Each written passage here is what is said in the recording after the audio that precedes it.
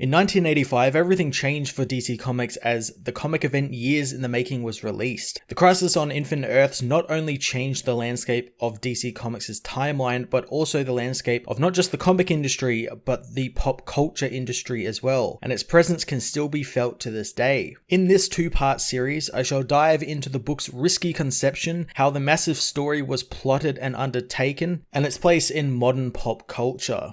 This is The Crisis of Infinite Earths.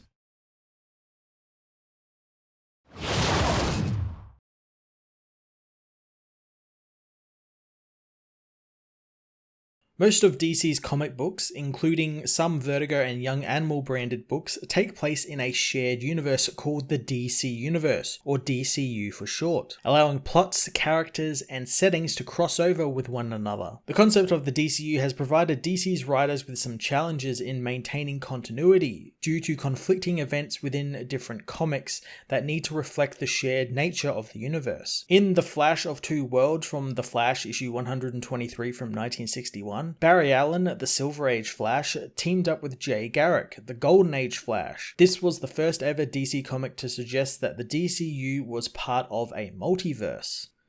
The DC multiverse concept was expanded in later years, with the DCU having an infinite number of Earths. For example, the Golden Age versions of the DC heroes resided on Earth 2, while DC's Silver Age heroes, the more modern versions, were from Earth 1. Since Justice League of America issue 21 story Crisis on Earth 1 from 1963, DC has used the word crisis to describe important crossovers within the DC multiverse. Over the years, various writers took liberties creating additional parallel Earths as plot devices and to house characters DC had acquired from other companies, making the DC multiverse quite a convoluted mess. DC's comic book sales were also far below that of their competitor Marvel Comics at the time, and according to Comics Alliance journalist Chris Sims, who is quoted in saying, "The DC multiverse felt old-fashioned. Marvel, on the other hand, felt contemporary, and when you stack them against one another, there's one difference that sticks out above anything else. Marvel feels unified."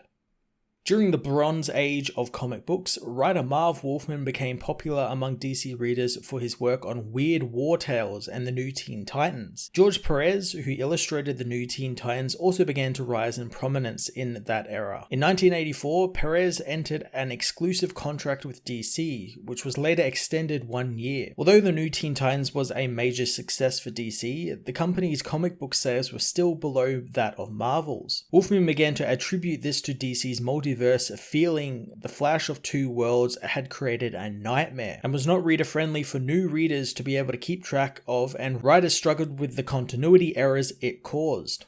In the New Teen Titans issue 21, Wolfman introduced a new character, the shadowy, potentially villainous Monitor, and thus the groundwork for the Crisis of Infinite Earths begun.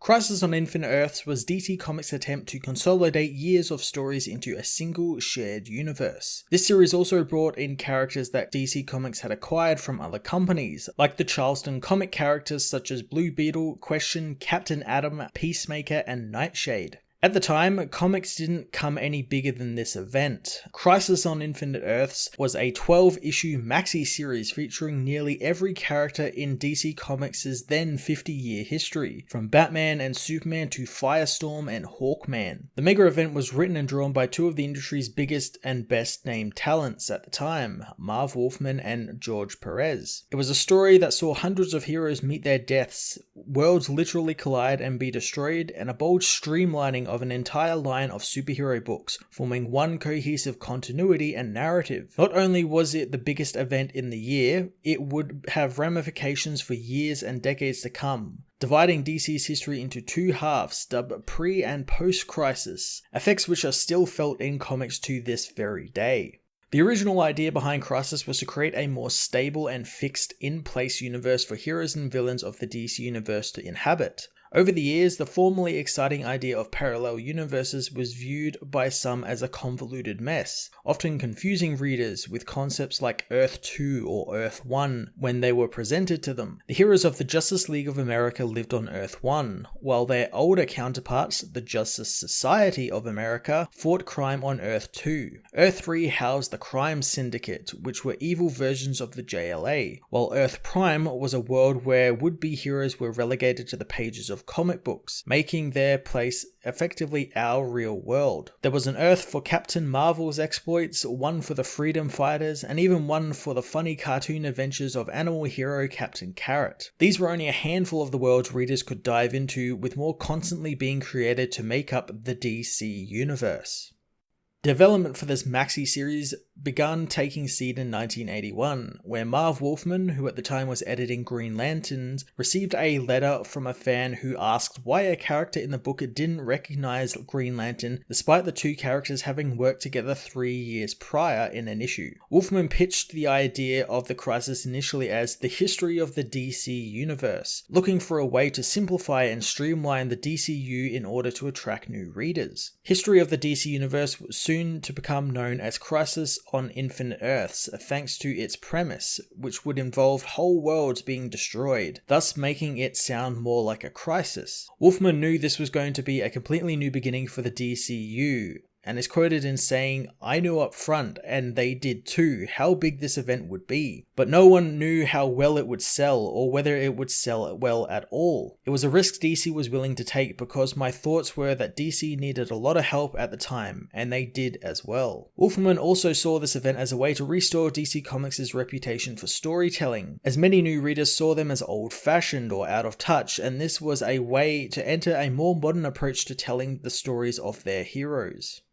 In a meeting with the then president of DC, Jeanette Kahn, Paul Levitz and VP Executive Editor Dick Giordano and the rest of DC's editors and Wolfman fleshed out the story of Crisis on Infinite Earths, and in 1982, a researcher was hired to go through DC's entire archive library of every book they have ever published, a task which took the researcher 2 years. Because of this, the series became delayed to 1983, and then again to 1985 when further research was needed. Publishing it in 1985 also meant the release could coincide with DC's 50th anniversary. At the time, those working on Crisis met for around 2 hours every week, which at the time in comic publishing was uncommon. The year before its publication, the groundwork for the series was beginning to be laid in the weekly books. The big problem obviously was that what would the story be? Wolfman has started making use of every DC character and creating a plot that was fun for the reader, and filling it with surprises to shock readers was difficult, since the series needed to sell well, and if it didn't, it would cause all-out disaster for DC. The story plotting became easier once a beginning and end was fleshed out, once superstar artist George Perez came onto the project. Crisis also had the title of being DC's first mainstream maxi series, which at the time was a new concept to comics.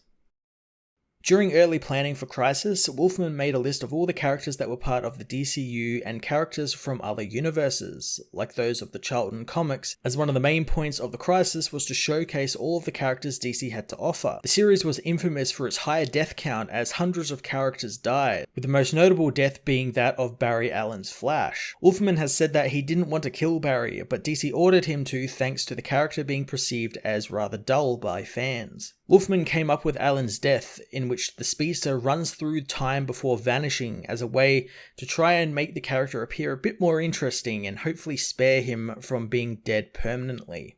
Artist George Perez wasn't intended to be the artist for Crisis, but when he learned about the story, he became excited and saw it as an opportunity to get quote-unquote revenge on Marvel, whom he blamed for blocking the JLA Avengers crossover he was working on at the time. Perez took a leave of absence from drawing the new Teen Titans to draw Crisis, and DC initially didn't know he wanted to work on it, but Perez was motivated by the uncertainty DC had for the series' success. He also wanted to draw all the characters Wolfman was putting in the series, including one panel that sees the quote-unquote Marvel Universe being destroyed by the Crisis. When Dick Giordano, the series' first inker, had trouble meeting deadlines while continuing as the then DC Vice President and Executive Editor, Jerry Ordway was brought in to take over, despite Giordano's objections. While rumblings of a 12-part maxi-series from DC begun in the early 1980s, the series was formally announced on Dick Giordano's DC column Meanwhile, which ran in books in June 1984. Giordano warned readers of the strange things that would begin to happen throughout the DC books, and that this series would commemorate DC's 50th anniversary and would provide the company stepping stones for new characters and books. The series was marketed with the infamous tagline, "Worlds will live, worlds will die, and nothing will ever be the same."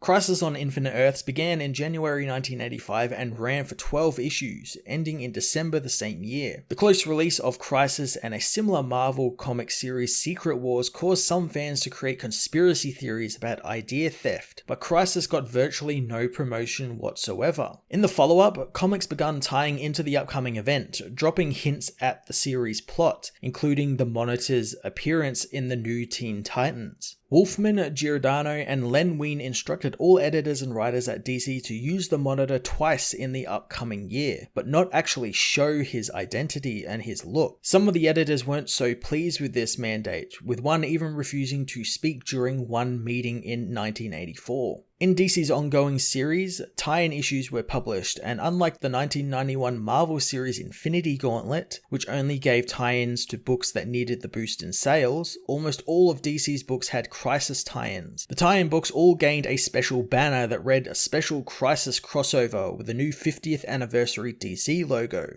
These books included Superman and Superboy, Wonder Woman, Infinity Inc., Superman and Supergirl, and Amethyst, just to name a few. Joining me in part 2 as we dive into the Crisis on Infinite Earths and discuss the story as well as the still felt ramifications of the book in modern comics and its influence over pop culture.